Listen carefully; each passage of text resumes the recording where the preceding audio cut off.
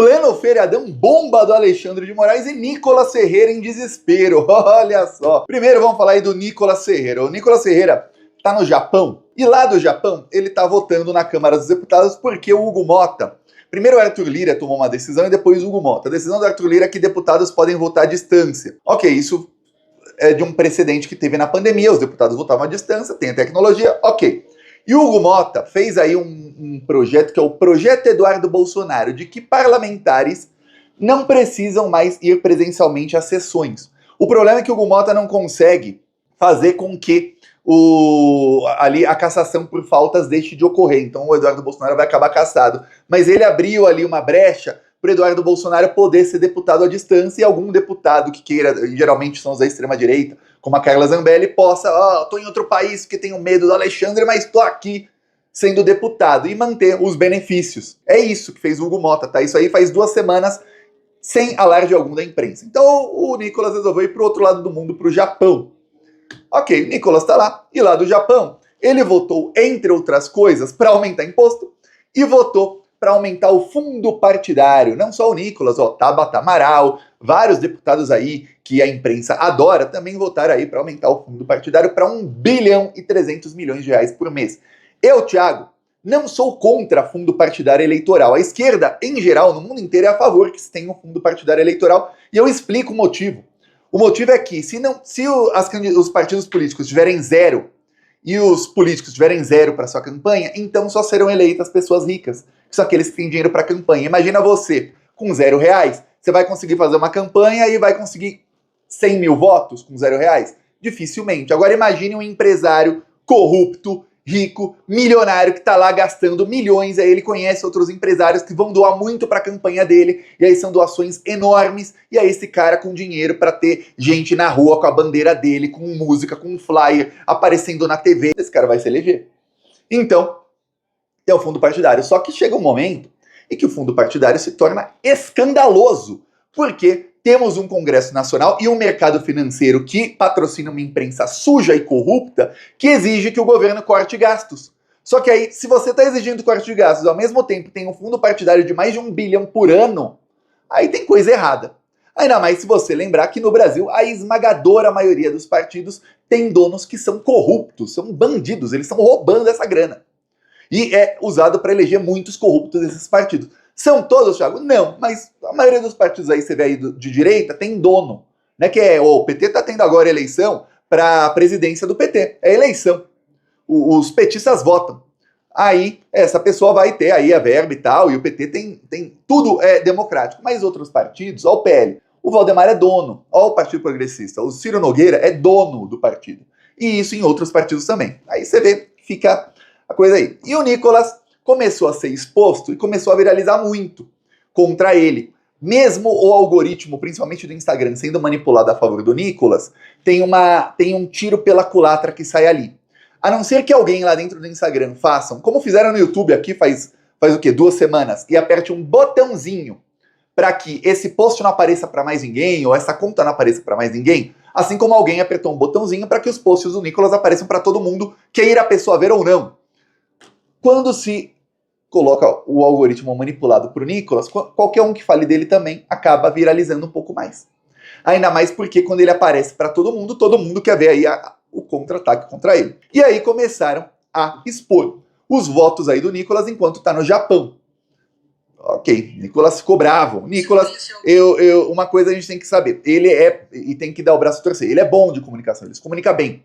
Ele não é um comunicador ruim, como muitos da extrema-direita, que até sabem ali da estratégia, conseguem alcance, mas quando pega a câmera e faz assim, é ruim.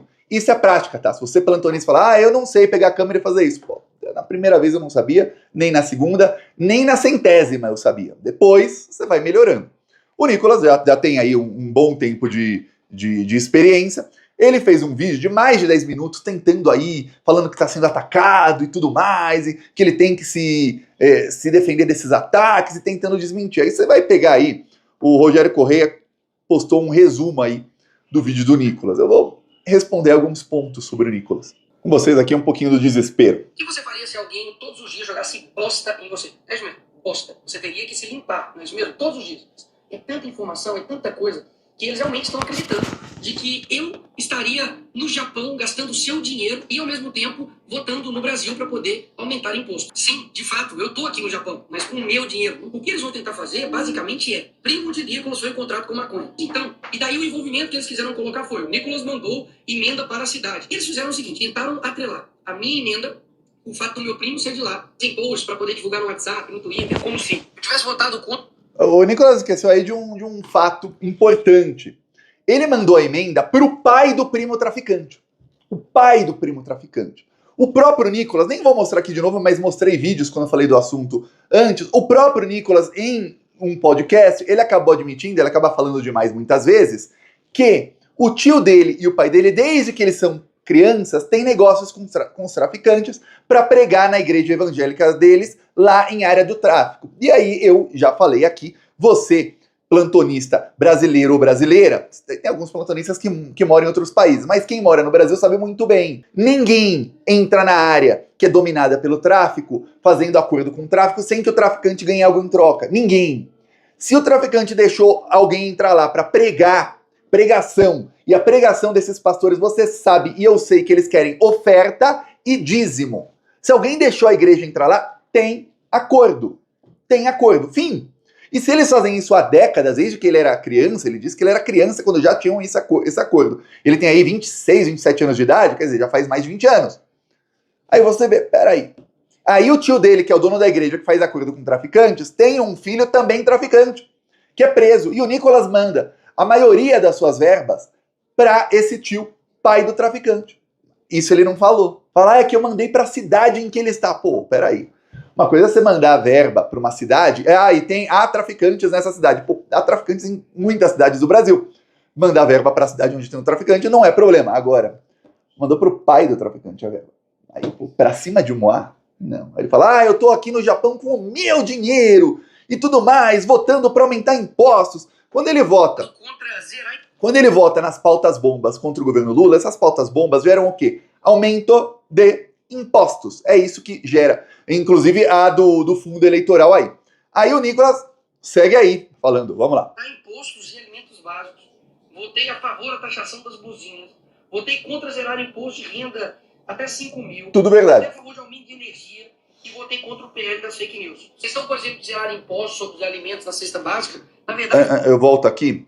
A parte do imposto de renda até 5 mil, ele não votou porque essa votação ainda não teve. É a única aí, tá? O resto, tudo que ele falou, que ele disse aí que é mentira, é verdade. Agora ele mente. Agora é mentira pura do Nicolas. Vamos lá. Contra zerar imposto de renda. Calma que vai chegar na parte da mentira. E votei contra o PL das fake news. Vocês estão, por exemplo, de zerar impostos sobre os alimentos na cesta básica? Na verdade, porque eu votei contra a reforma tributária. Exatamente isso. Joga bosta em você todo dia. Você tem que ficar se limpando. Afinal de contas, se você ficar calado, é como se você estivesse consentindo. Se você fala, é como se você estivesse justificando. Ou seja, basicamente, você tá lascado, né? Uma coisa que ele falou é uma coisa que eu gostaria, e você vê o Nicolas aí, ele não tem o alcance que ele tem à toa, apesar do algoritmo manipulado. Olha, pode manipular o algoritmo para muita gente. Poucos vão conseguir o alcance muito mais alto que ele tem, porque ele já tinha o alcance mais alto antes dessa manipulação de algoritmo que começou agora em 2025. Já tinha alcance mais alto que todos da extrema-direita, inclusive do Bolsonaro. Porque ele sabe uma coisa. Ele falou, estão jogando aí em você. Quando alguém te ataca nas redes sociais, e muitos ataques, então realmente é isso, você tem que se defender. O Lula tinha que aprender isso e começar a se defender. Da mesma maneira, pega um vídeo e faça. Os eleitores do Nicolas, muitos estão atacando ele pelos votos dele, mas quando ele vai lá e faz um vídeo mentindo, eles acreditam no Nicolas. A esquerda tem a verdade a seu lado e os políticos da esquerda, quando são atacados, os deputados sim, se defendem assim. Mas o maior político da esquerda não se defende, ele é atacado com mentiras todos os dias. E aí eu vou te falar, eu cansei de falar, cheguei a ler aqui até uma matéria da Globo que mostrava que, parece que me escutaram, que o Lula tinha que fazer coletivas de imprensa exatamente para o jornalista atacá-lo com a mentira e ele bater forte. O vídeo que mais viralizou do Lula no mês passado, foi quando ele foi para a China, um jornalista da Globo disseminou fake news ali na frente dele, ele desmentiu a Globo, uma fake news da Andréa Sadi. Ele desmentiu ao vivo ali. E aí aquele vídeo bombou, dele falando, a Jean já foi lá fazer uma pergunta pro companheiro Xi Jinping, que é meu amigo há mais de 20 anos, era um jantar, qual o problema? Eu falei ali da rede social, a Jean já falou, aquilo bombou. O segundo vídeo do Lula que mais bombou no mês foi o Lula também respondendo um repórter que fez pergunta canalha numa outra viagem internacional do Lula. Aí você vê, peraí. Só que o Lula falou que ia investir nisso aí, chegou a sair matéria no Globo de que a Secom faria aí essas coletivas, porém não fizeram mais nenhuma. E o Lula, não se sabe onde está o Lula. Fez aí uma entrevista, mas aí não é coletiva, é uma entrevista para o podcast do Mano Brown, que também tá bombando aí nas redes sociais, mas nem metade do que tá as coletivas, porque a coletiva vem repórter canalha, disseminando fake news, ele já bate na hora. Se fizesse todo dia, as fake news iam ter, ó, perna bem curtinha, mas no governo tem perna longa. E aí o Nicolas falou, eu votei contra a reforma tributária e não contra zerar imposto da cesta básica.